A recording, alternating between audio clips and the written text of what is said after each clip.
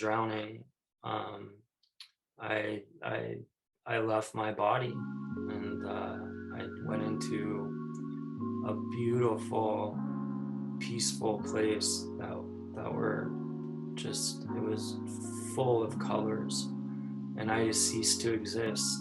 I It wasn't something that I was conscious of in the way that we're conscious here on Earth, where we're processing, where there's the I, and it's the I is processing the world or events that are happening to me. It was just, I just melted into it.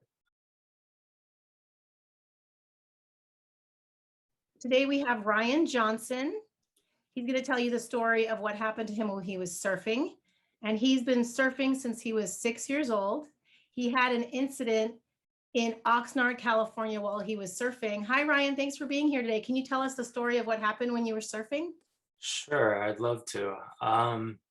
It was a beautiful day, and I just got done dropping a friend off at the supermarket who was injured and couldn't ride his bike. He lived on a boat, and so I gave him a ride to the supermarket. And as I stepped out of the car to help him into the market, I had this, just everything was beautiful. Everything was like in high definition, and it was enough. It was it was so different that I actually said to myself in a quiet voice, I said, "Today seemed like a miraculous day." And as I walked into the market with him, everybody coming in and out of the market, I recognized, and I kind of knew just from the area where I live, and it caught my attention that there's something special about that day. Um, so after dropping them off, I went home. I grabbed my board. The sun was shining. There wasn't a drop of wind. It was just the perfect day. So I pulled into the parking lot. Didn't even check the waves. Just got suited up and paddled out. It was about head high, and sheet glass. I made it out to the lineup and caught a few waves. And on my last wave, um, I kicked out. I went left. I rode the wave for a while, and then I kicked out of the wave, which means you exit the wave. And I got back on my board and started paddling towards the lineup where everybody sits to line up and catch waves, the takeoff spot. And I got about halfway out, and I took a look at everybody in the lineup, and it looked pretty crowded. So I decided to myself, or had the idea, to go in, to paddle in and go do stuff at home. And as I was sitting on my board, I turned around to my right and lay prone position to start paddling. And I remember using my left arm to take my first paddle, and everything else just blacked out. And the next thing I know, I woke up in the ICU with a team of doctors and nurses. I was in a full body brace, completely intubated, restrained to the bed. A lot of machines, a lot of stuff going on, and that's what I remember in the physical world. Um, and I had quite an experience while I was dead. So what happened was, I'll give you the background story. In the physical plane, is something happened that triggered me to go face first into the water.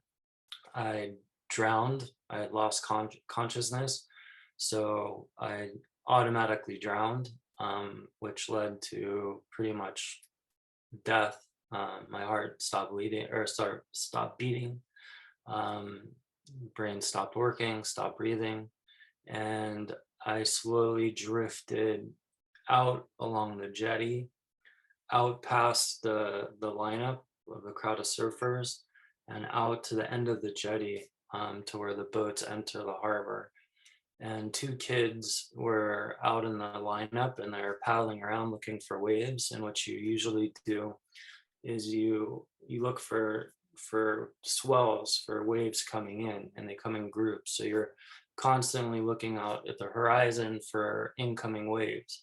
And one of these boys, happened to be doing that on his longboard. He went up over a wave and he looked up, got up high as he could to look as far out to see as he could to see if he could see any waves.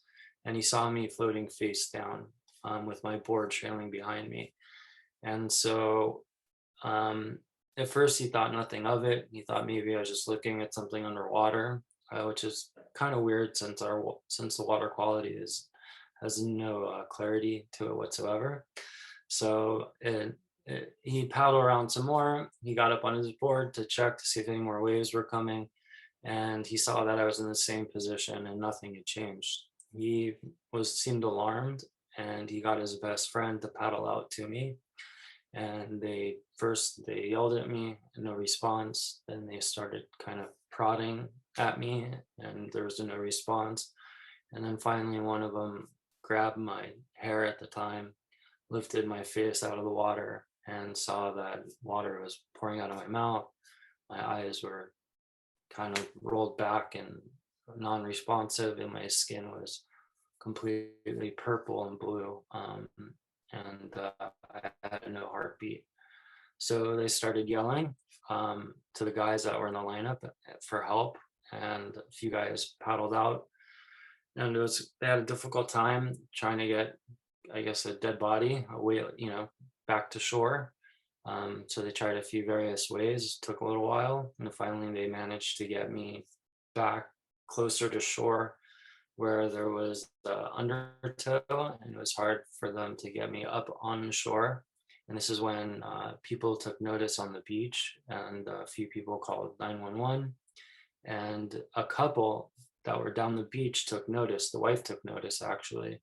And her husband was an off-duty lifeguard paramedic, which was a miracle.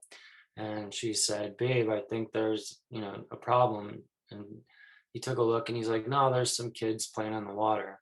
And she said, "No, there's an issue." And so he looked again and he said, "Oh yeah, definitely." And he ran down and he jumped in the water and he helped pull me out. And he pulled me up on the beach. And at first, I guess first sight, he assessed me, and he thought that I'd been kind of dead in the water too long, to try to revive me. It would cause more problems than just letting me be. And so he left to go meet the first responders in the parking lot to kind of inform them of what happened. And as he was walking away, he had an intuitive kind of thought, and it was to go back and to start to go back and go through the motions. So he came back, he walked back to me, he got down on his knees, and he started CPR for about 5 minutes till he noticed my skin lightening. And he got a pulse. And right as he got a pulse back, the first responders arrived. And another miracle was that the chief of the fire station that got the 911 call had two teams out that day. One was fully dressed and ready, coming from another incident, and the other team was on they're doing physical activities, but they were much closer, but they weren't ready. So he sent the team that was closer, but they weren't suited up. They were in their like jogging gear. And on that team, one of the team members was a Navy reservist medic, and he had just got back the night before he had to report to duty at the fire station, and he was in Virginia for 6 weeks doing a course for this exact scenario for the Navy SEALs. And he was the first one on the scene, besides the paramedic that was on the beach that did the CPR. A lot of miracles, a lot of weird stuff. The guy, the lifeguard, he that first helped me, he used to be a good friend of mine. He was a roommate with one of my best friends that lived in Oxnard, and he knew me from way back when I was on the beach, and he kind of recognized me. years have passed, but he couldn't figure it out. Anyways, the first responder insisted on taking over since he had just got back from that training. They put me in an ambulance. He insisted on going with me. A few more guys went with me because even though my heart was beating, I still couldn't breathe. I was still drowning, and so I was just I was losing it physically. I was just kind of alive and drowning at the same time. So it took quite a few people to hold me down in the ambulance ride, and they sent me to the closest trauma center, which is a good 15, at least 15-minute drive. And they checked me in, and they did whatever they did in the ICU. I have no memory of it. Um, and, uh, and then through about 3 hours, 4 hours later, I woke up in the ICU. Um, Now, the near-death experience part of it was an incredible experience. Um, I, at some point it, during the drowning, um, I, I, I left my body, and I went into a beautiful, peaceful place that were just, it was full of colors, and I ceased to exist. I It wasn't something that I was conscious of in the way that we're conscious here on earth, where we're processing, where there's the I, and it's the I is processing the world or events that are happening to me. It was just, I just melted into it, and there was no I. It was like the I became the everything. And the first place that I went to was just this completely white expanse of infinity that had hues of beautiful colors, that were changing like a sunset. Um, and then from there, uh, I felt like I was led, or I was helped, or whatever. I went to a place that I felt like I was being judged, like to, but it wasn't like a courtroom. It didn't. It didn't feel like that. It didn't feel like that emotionally. It was just peace and love. But whatever. But I was aware of something that was looking deep into my heart, like not about actions, and it wasn't about truth. It was about intentions, and just a deeper vibration of what we emanate. And it just found it just found love inside of me, and it let me, I guess I passed through that scene, or through that whatever it was. um and remember that I was laying dead in the water, so I had no eyes to see with, no ears to hear with. um I had no senses, physical senses, so all of this was happening internally, or in my soul.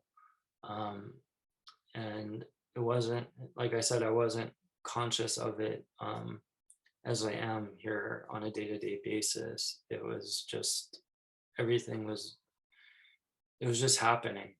It's hard to explain, but there wasn't a separation of me and what was happening. I was just part of it all. It was like a drop of water returning to the ocean.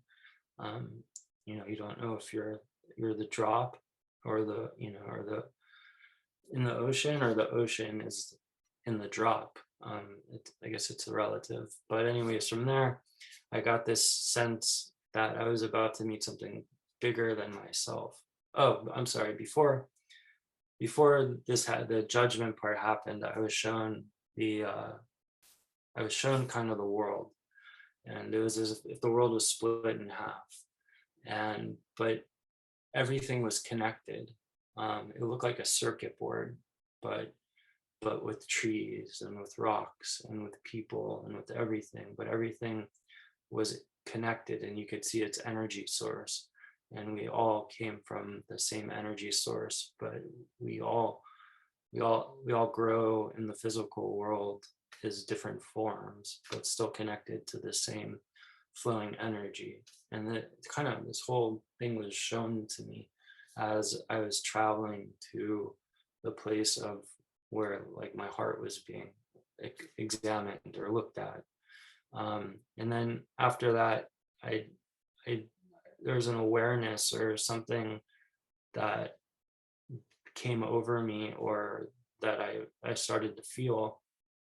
Um, and I don't, when I say I don't want to, regress on the part that says that, or I'm saying that that that the I was lost, but I was conscious of this greater feeling, and I felt that I was going to like meet God, or something of a higher power of some sort. And I remember this large white room, and there were no boundaries, but it had the feeling of a room. Um, and there was this table, and it was like a white table, but then again, it really wasn't. It was just this energy that separated, that you could feel the separation. And on the other side was, it looked, I mean, it was almost as if it was an image of me with long curly hair and glowing brightness and just white, like just this light pureness. Um, and had There's a lot of information that was transferred to me, and I wish I remembered a lot of it, because it was just this deep knowledge. And again, I had no ears to hear and no eyes to see, so everything was just being transmuted, um, uh, to me. um, and and from there, I was I was guided. I had guides, which I remember, and they took me to like a land or a world or a garden of souls. And everybody was just doing their, it was like a park. It seemed like a park. And the people didn't have such fine features as they do here on earth. They just had auras to them, and uh, their auras, they they they um, they expressed the people's features, but their energy, like you could tell people were different by their shades of energy. It's a little hard to explain. um, and then there were a few great people that were waiting for me, um, that kind of met me there. They were like greeters, and they kind of had just this quiet wisdom about them. Um, I I believe they were some very big souls that have passed on this earth. Um, Very wise and powerful people, and I don't mean power as in money, but I mean power as in like Gandhi and, the Lubavitcher Rebbe, and just profound spiritual human beings. And then from there, I went to another garden, I guess you could say, of souls. Um, and I was walked through it, and um, it was like taking a stroll through a park that I wasn't quite used to, because it was filled with souls, and everyone seemed happy, and everyone seemed in place and doing what they were supposed to be doing. It wasn't as if people had free will to act out of character or to act with ill intention. It seemed like people were totally at peace, where they were just grazing like cows. They were there. There's just a level of peace with every individual that was noticeable. Um, there wasn't like a lacking or a wanting or a needing or people running around trying to fulfill something. It was just, they were just gracefully grazing through this like garden. And then at some point I got like, I felt, or the best way to describe this was, I felt like I got a ticket, and I was being walked to like I guess the front of an amusement park. Seemed like it had a gate and like a booth and stuff, and they take your ticket and they let you through the gate.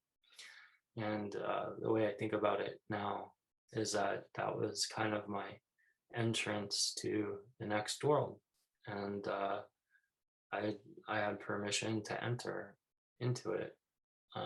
But at that moment was the first moment that my conscious kicked in. Like my ego, myself,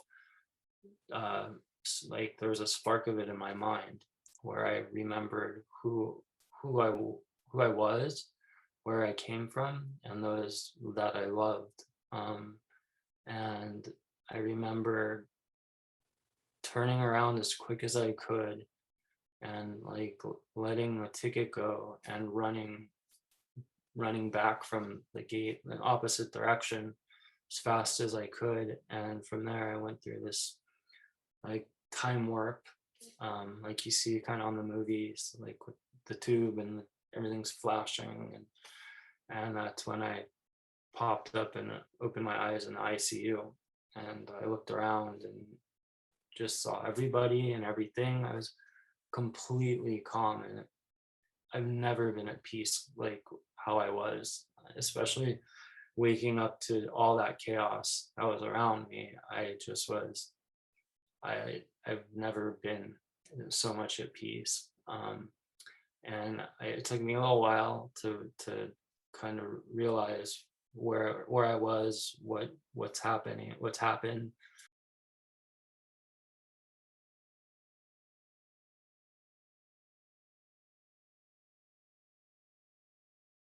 Really looking forward to all the people that you're going to help by listening. They'll be listening to your story and understand where the truth is. Thank you. I hope so. I really do. It's all going to be good. It is all good. It's going to be good. And the best thing you could do for yourself is, or that we could all do for ourselves, is gratitude and humility. And, and that's it. And just be present. And that's all we could ask for. It's really all we could give. And yeah, so till next time. Till next time. Thank you, Ryan. Thanks, Thank everyone. you. Bye.